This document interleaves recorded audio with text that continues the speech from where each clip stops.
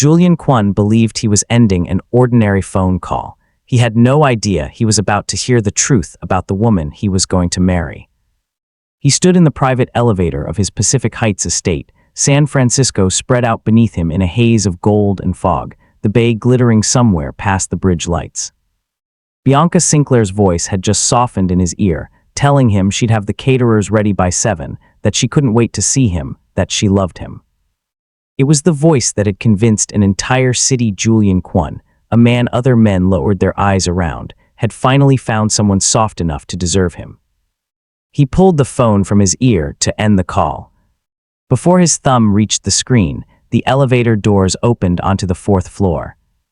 And Tommy Yun was already walking toward him with a leather folder and the kind of face that meant a shipment manifest needed a signature before midnight.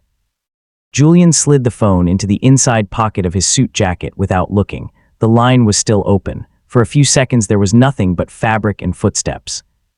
Then Bianca's voice came back through the speaker, and every trace of warmth had been stripped out of it like a mask removed in an empty room. "Did I tell you to stop dusting?" she said. "I'm talking to you." Julian's pen hovered over the manifest. Something about the register of her voice made the hair on his arms rise, a coldness he had never once heard directed at him. He almost reached for the phone right then, almost ended the call the way he'd meant to a full minute earlier.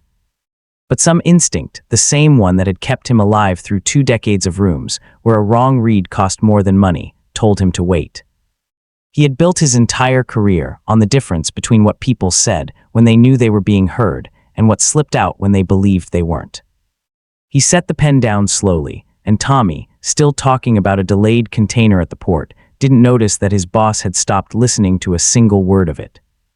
Another voice answered, quiet and careful. "No ma'am, I'm sorry." He knew that voice. Amara Bishop, the newest housekeeper at the estate, 6 months on staff, the one Mrs.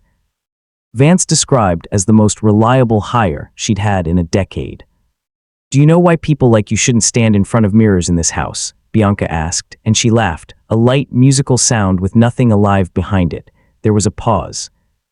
"I was only straightening the frame, ma'am." "Straightening," Bianca repeated, savoring the word like it disgusted her. "You people always have a task to hide behind. Put it down. Get out of my sight before I have to explain to Julian why I don't trust his help around expensive things." Tommy kept talking about customs delays and a warehouse in Oakland. Julian heard none of it. His hand had gone still on the paper, the pen resting against his knuckles like it belonged to someone else. 10 feet away, his head of security was laughing at something on his phone. The house hummed along exactly as it always did, unaware that its owner had stopped existing anywhere except inside a stranger's voice. "I'm sorry if I upset you," Amara said. Her voice didn't shake. That was the part that stayed with him, not fear, but a strange, steady composure, like someone who had absorbed insults for so long they no longer bothered flinching. "You didn't upset me," Bianca said. "You reminded me what you are. Learn the difference between working in a beautiful house and belonging in one." Julian stared through the window at the lights scattered across the hills like something spilled and forgotten. 9 months of engagement photos, 9 months of watching Bianca cry on cue at a children's hospital fundraiser, telling a room full of donors that dignity was the only currency that mattered. None of it sounded anything like the woman speaking now, 3 feet from his own coat pocket, believing no one alive could hear her. "Please," Amara said quietly, "I do my job well." "Ask anyone." "I don't need to ask anyone," Bianca snapped. "I decide what you are in this house, not Mrs. Vance, not the staff who feel sorry for you, me." A long silence followed.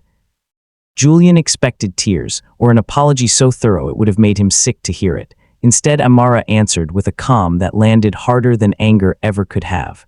"No, ma'am."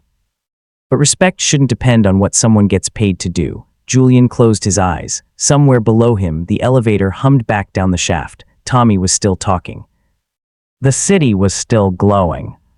And for the first time since he'd put a ring in his coat pocket 6 weeks earlier and driven to a rooftop restaurant to propose, Julian Kwon found himself hoping, quietly and completely, that the call had never gone through at all.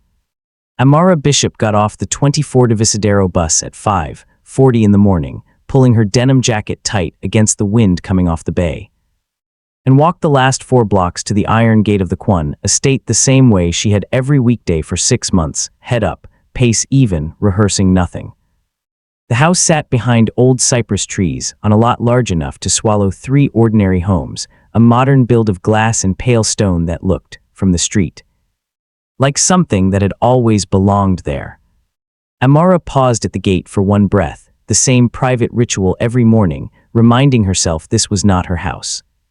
She was simply trusted with its care, while other people lived the kind of life she only glimpsed through windows she polished. Inside the staff entrance, she traded her jacket for a pressed gray uniform, twisted her braids into a low knot, and reported to Loretta Vance, the head housekeeper. A woman whose sharpness was balanced by a fairness the rest of the staff quietly respected. In 6 months, Amara had never been late, never left a task half-finished.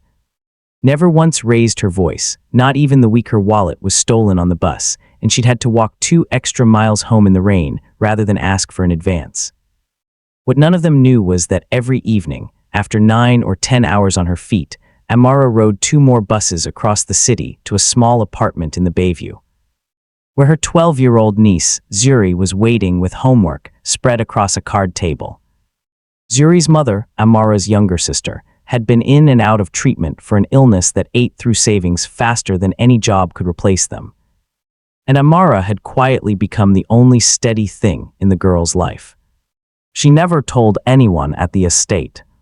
She simply worked overtime whenever it was offered, because overtime meant new shoes before winter, or the copay for a doctor's visit, or one fewer sleepless night wondering if the lights would stay on. She had postponed nursing school twice.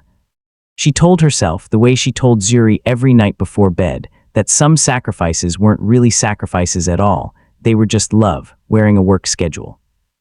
Her kindness didn't stay inside her own 4 walls. The landscaping crew found bottles of cold water waiting by the gate on 100-degree afternoons and never learned who left them. The elderly driver, Desmond, discovered banana bread wrapped in wax paper on the seat of his golf cart more mornings than not. When one of the newer kitchen staff burned an entire tray of hors d'oeuvres 2 hours before a dinner party, Amara was the one who quietly redid it without a word to anyone, letting the younger woman keep her job and her dignity intact. On the bus ride home 2 nights before the phone call that would change everything, Zuri had looked up from a math worksheet and asked her aunt, out of nowhere, whether it was hard working in a house that big. "It's just a house," Amara told her, brushing a loose braid back from the girl's forehead. "Big or small doesn't change the work, but do they treat you nice?" Amara had smiled the way she always did when a question got too close to something she didn't want to hand her niece to carry. "Most of them, yeah. Now finish problem 6 before I have to start grading you myself." It wasn't a lie, not entirely. Most of the household did treat her well. Desmond always saved her a seat near the shade when she ate her lunch outside. The kitchen staff had started setting aside a plate for her on nights she worked late without being asked. Mrs. Vance had twice quietly extended her hours when she noticed Amara counting bus fare out of a coin purse at the end of a shift, never commenting on it, simply making sure the extra income appeared without requiring gratitude in return. It was one woman in one wing of one house who made the job feel like something to be endured rather than simply done. Amara had decided months ago that one person's coldness wasn't reason enough to poison a job that otherwise let her keep her niece fed, clothed, and enrolled in the after-school program that kept her safe until Amara could get home. Julian Kwon had noticed her only the way a man notices good architecture, present, well-made, unremarkable in the sense that nothing about it demanded his attention. He crossed paths with her in hallways sometimes, watched her step aside with quiet professionalism, lower her eyes, and return to her work as if his presence changed nothing about the room. He respected people who did their job without needing to be watched doing it. He had no idea, not yet, that the quiet order running underneath his entire household had a name, a niece waiting for her every evening, and a spine most of the men in his organization would have envied. None of them knew that, beneath the calm rhythm of ordinary mornings, something had already begun to crack open, a fault line running straight through the perfect engagement the whole city believed it was about to celebrate. Bianca Sinclair had built an entire life on the skill of becoming two different women without changing her smile. In public, she was luminous. She thanked caterers by name, complimented florists on arrangements she hadn't asked for, and gave interviews about compassion that made seasoned reporters reach for their pens. Society magazines loved her for the same reason donors did. She understood exactly how kindness photographed, and she never let the camera catch anything else. Inside the estate, once the doors were closed and the staff had gone back to their tasks, something else came out from behind the practiced warmth. It arrived in small corrections at first, delivered in a pleasant voice that made them almost impossible to report. A vase set an inch off center, a blanket folded the wrong way, a teacup with its handle facing the wrong direction. Each one became an excuse to remind Amara exactly where Bianca believed she belonged. "You're not part of this house," Bianca told her one afternoon, watching Amara arrange fresh peonies in the sitting room. "You work in it, those are different things." Amara kept her eyes down. "I understand, ma'am." Bianca circled the room slowly, inspecting surfaces, and stopped beside a mirror where Amara's reflection had appeared for half a second while she dusted the frame. "Step out of the glass," she said, almost gently, which somehow made it worse. "Do you know what ruins a beautiful room? People who forget they're only passing through it." Loretta Vance saw the exchange from the hallway and said nothing until Bianca had gone, then found Amara quietly and asked if she was all right. Amara gave her the same reassuring smile she gave everyone. "I'm fine, Mrs. Vance." Really, Loretta didn't believe her. But she also understood the unwritten rule of houses like this one. Sometimes silence was the only thing standing between a paycheck and a problem no one wanted to name. The pattern continued in small, deniable ways over the following weeks. Bianca assigned tasks with impossible standards attached, left jewelry scattered across rooms, and then asked, in front of others, whether anything had gone missing. She corrected Amara's posture during formal dinners, despite Amara never once entering a dining room unless called. One afternoon, Bianca summoned her to the master suite to reorganize a closet of designer handbags by color, season, and what she called occasion weight, a system that existed nowhere except in Bianca's head. When Amara finished nearly 2 hours later, Bianca walked the length of the closet in silence, then pulled a single bag from its place and dropped it deliberately on the floor. "Start over," she said. "Clearly you don't understand what belongs where." Amara knelt without a word and began again. She didn't look up, didn't let her jaw tighten, didn't give Bianca the reaction she seemed to be fishing for. When she finally left the closet an hour later, her knees ached and her shift had already run 40 minutes past its end, but she clocked out exactly as she always did. Without complaint noted anywhere on the sheet. None of it, taken alone, was serious enough to justify a complaint. Together, it formed a weight Amara carried through every single shift, one she never once brought home to Zuri, because she refused to let bitterness sit at their kitchen table. Her grandmother used to tell her that someone else's cruelty should never become the architect of her own character, and those words had carried Amara through harder rooms than this one. What Bianca never understood, what she couldn't have understood, because she had never once needed to survive anything, was that the people she dismissed as invisible were often the ones paying the closest attention. And the man she was about to marry was, without either woman realizing it, about to become the most attentive witness of all. Julian Kwon did not confront anyone that night. He sat alone in his study long after the household had gone quiet, the unsigned Oakland manifest still resting on the desk, and replayed the conversation in his head until the words had worn smooth grooves into his memory. He had negotiated with men who would have killed him without blinking if the numbers had gone the other way. He had sat across tables from people whose calm was a threat in itself, and he had never once let his face slip. But 9 months of engagement photographs suddenly felt like evidence in a case he hadn't known he was building. He needed more than one overheard phone call. He needed the truth, not an assumption dressed up as one. The next evening, while Bianca was out at a gala committee meeting, Julian asked Loretta Vance to join him in his study. She arrived with her hands folded, clearly unsure why she'd been summoned. "How has Amara adjusted here?" he asked. Loretta's surprise showed for only a second. "Very well, sir. She's one of the most dependable people I've supervised in 15 years. Has she ever caused problems with the staff? Never. If anything, she does more than her share to make everyone else's day easier. Julian studied her face. There was no hesitation built from loyalty to him, only the plain confidence of someone stating a fact. Has anyone ever treated her unfairly? Loretta went quiet for the first time, weighing her next words carefully. Sir, may I speak honestly? That's exactly what I'm asking for. Miss Sinclair has been harder on her than on anyone else, nothing that would ever justify a formal complaint. But enough that people have noticed. Amara's never responded with anything but professionalism.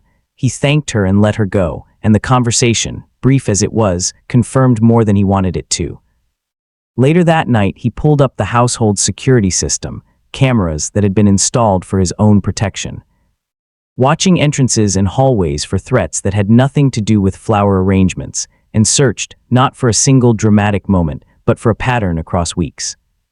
He found it easily, footage of Bianca stopping Amara to criticize details she ignored in every other employee, Amara absorbing each correction without a flicker of protest. Desmond handing her a rose from the garden after one particularly cold exchange, the kind of small gesture that told Julian this had been going on far longer than he'd realized. Kitchen staff lighting up whenever she walked into a room. He watched one clip 3 times before he could make himself move on, the handbag closet, time-stamped at nearly 2 hours. Bianca dropping a bag on the floor and walking away without a backward glance, Amara kneeling to start over as if it were the most ordinary request in the world. He checked the payroll system afterward, an old habit from running a business where every discrepancy mattered, and found that Amara's overtime that day had never been logged. She had simply absorbed the extra hour rather than raise a question that might have cost her more than it was worth. He also found, buried 3 weeks back in the archive, a moment the system had flagged only because it ran past midnight, Amara still in the kitchen long after her shift ended. Quietly teaching a 17-year-old dishwasher named Pedro, newly hired and terrified of losing the job on his first week. How to reset a jammed industrial sink without having to wake anyone or admit he'd broken it. She never once mentioned it to anyone the next day. Julian sat with that clip longer than any of the others. None of it was loud. That was what struck him hardest. Character, he realized, rarely revealed itself in dramatic moments. It lived in the small choices people repeated when they thought no one important was watching. Near midnight, he walked the quiet halls of his own house, like a stranger seeing it for the first time.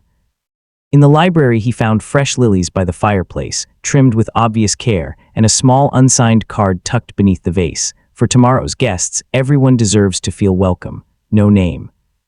No name needed. By the time he turned off the lights, Julian had already decided one thing. He would say nothing until the night of the engagement dinner. When the truth finally came out, it would come out where everyone could hear it, and no one in that room would ever again mistake performance for character.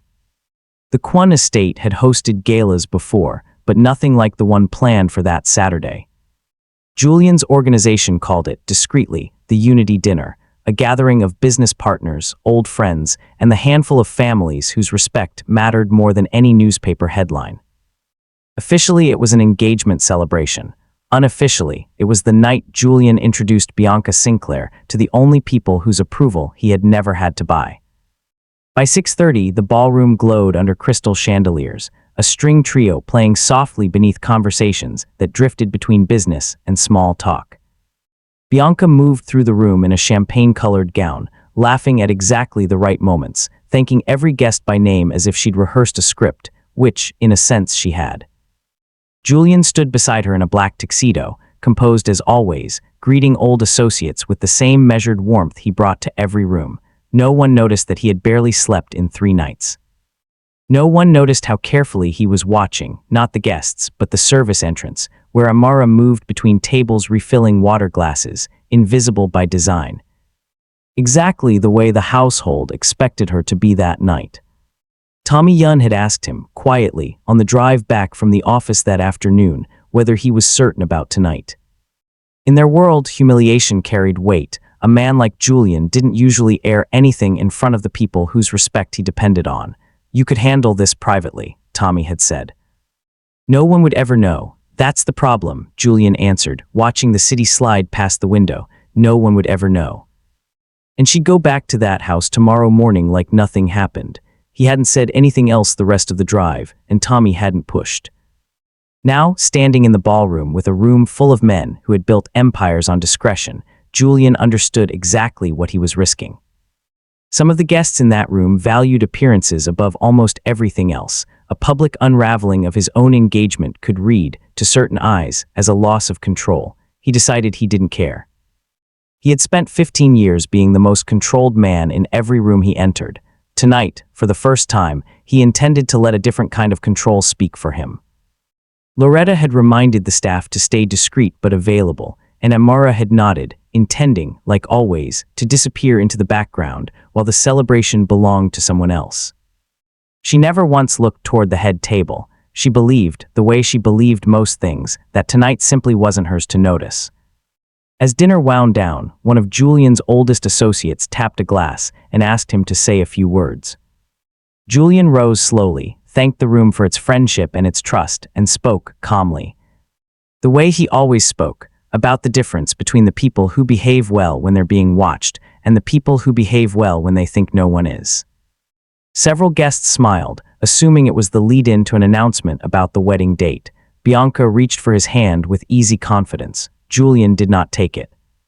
Instead, he turned toward the presentation screen that had been set up earlier for engagement photographs and gave a single nod to the technician standing near the wall. The lights dimmed slightly.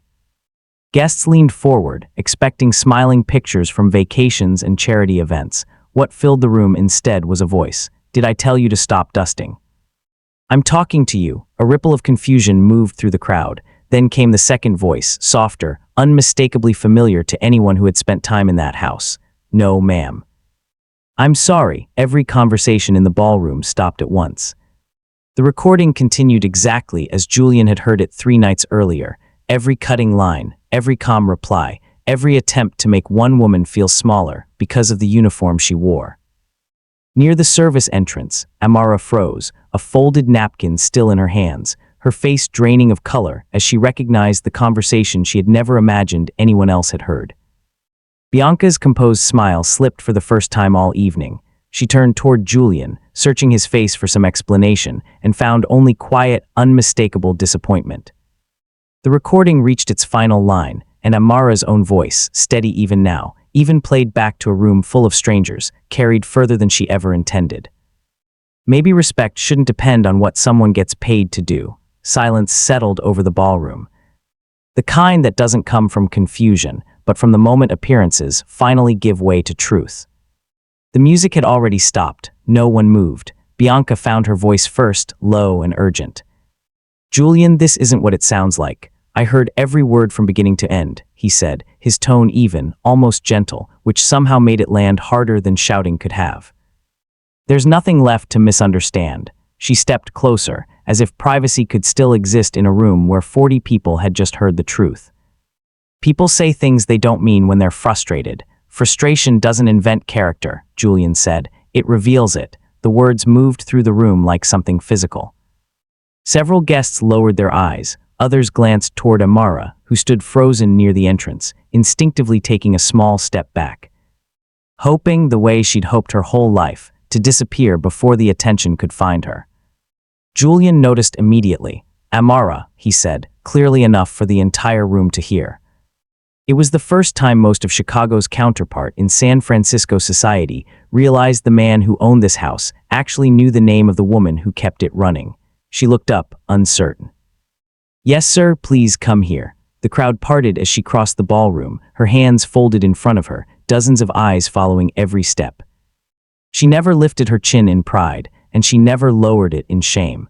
She simply walked with the same quiet steadiness that had carried her through every difficult room of her life. When she stopped a few feet away, Julian didn't turn toward her. He turned toward his guests. "Over the last 3 days," he said, "I reviewed footage, spoke with my staff, and listened to a recording I never meant to hear. I found no disrespect from this woman. I found patience. Professionalism, integrity I didn't know was quietly holding this house together." He reached into his jacket and drew out the small black box he'd been carrying for 6 weeks. Bianca's breathing turned uneven as she watched him open it one last time, look at the ring inside, and close it again without ceremony. A marriage can't be built on appearances while there's no respect behind closed doors, he said, meeting Bianca's eyes without anger, only a kind of tired sadness. Someone who humiliates another person for the uniform they wear will never be my wife. Bianca's eyes swept the room, searching the faces around her for someone who might intervene. Someone who might remind Julian this wasn't how these things were done. She found only lowered eyes and careful silence. One of her own bridesmaids, a woman she'd known since college, quietly set down her champagne glass and stepped back half a pace, as if putting distance between herself and whatever was about to happen next. "You're really going to do this," Bianca said, her voice dropping so only Julian could hear it, though the room had gone quiet enough that half the guests caught it anyway.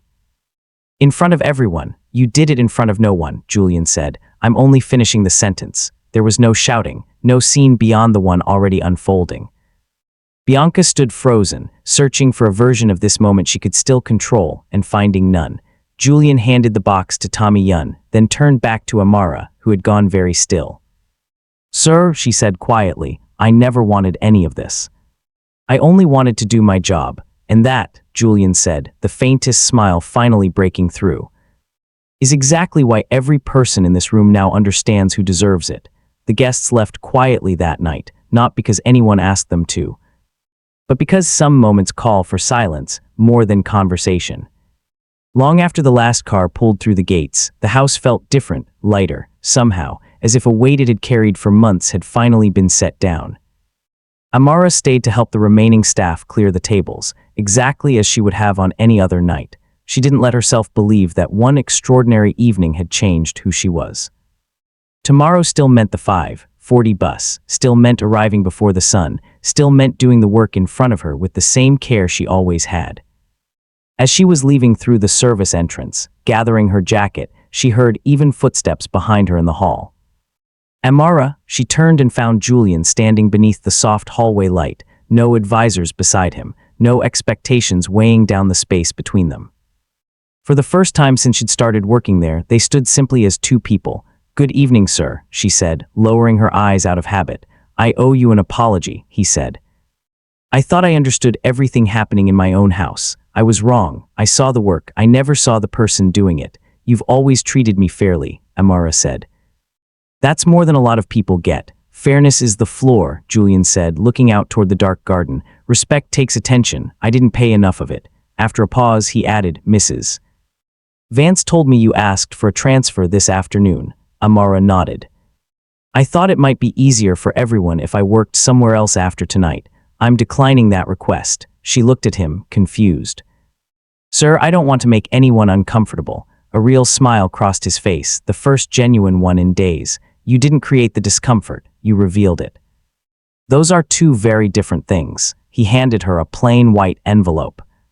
Inside wasn't a bonus or a gift card. It was a letter naming her estate operations director, a role that came with authority over staff training, a say in how the household was run, and full tuition support if she ever wanted to finish the nursing degree she'd set aside twice already. Amara stared at the letter, her hands trembling slightly. "Sir, I don't know what to say." "Say yes only if it's the life you want," Julian said. "This isn't a reward for putting up with hardship. It's recognition for leadership you were already showing without ever asking anyone to notice." Across the hall, Loretta Vance, old Desmond, and a handful of staff watched from a respectful distance, their faces full of pride rather than surprise. They had known Amara's character long before that night. Now the rest of the house finally saw it too. Amara called her sister that night from the bus stop, sitting on the bench under a streetlight with the letter still folded in her jacket pocket, and tried 3 times to explain what had happened before she gave up and just read the letter out loud instead. On the other end of the line, she could hear Zuri in the background, asking what was going on, and her sister's voice, tired but steady, telling her it sounded like something good for once had happened to the person who never let anything good happen to herself first. The following Monday, Amara walked through the front gate at the same time she always had, in the same gray uniform, and found Mrs. Vance waiting for her with a new badge and a short list of the training sessions she'd be running that week. Nothing about the walk from the gate to the staff entrance felt different. That was, she realized, exactly how she wanted it to feel. The promotion hadn't changed who she was, it had simply given the rest of the house permission to see it. Bianca Sinclair's name disappeared from the society pages within a month, replaced eventually by a quieter item noting she'd relocated to New York. Julian never spoke about her again in any capacity that reached the household staff, and no one asked. Some silences, everyone understood, were simply the cost of moving forward. Months later, people who visited the Kwon estate often remarked that it felt warmer than any home its size had a right to feel, though few of them could say exactly why. Maybe it was the flowers, always arranged with unusual care. Maybe it was the staff, who smiled without watching the door. Or maybe it was simply the quiet understanding, now built into the walls themselves, that every person inside them deserved the same measure of respect, whether or not anyone happened to be listening. And on the night it all came undone in front of a room full of strangers, everyone present remembered something worth more than wealth, status, or reputation. The strongest people are rarely the ones who demand respect.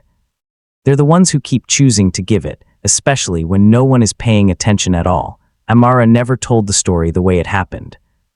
When people at the estate eventually asked her about that night, she gave short, humble answers and changed the subject as quickly as she could, not out of embarrassment, but because she had never done what she did for a reward, and it felt strange to be thanked for simply being herself. Zuri was the only one who ever heard the full version, years later, retold on a night when she needed to hear that decency sometimes does get noticed, even when it takes its time. It's not about anyone finding out, Amara told her.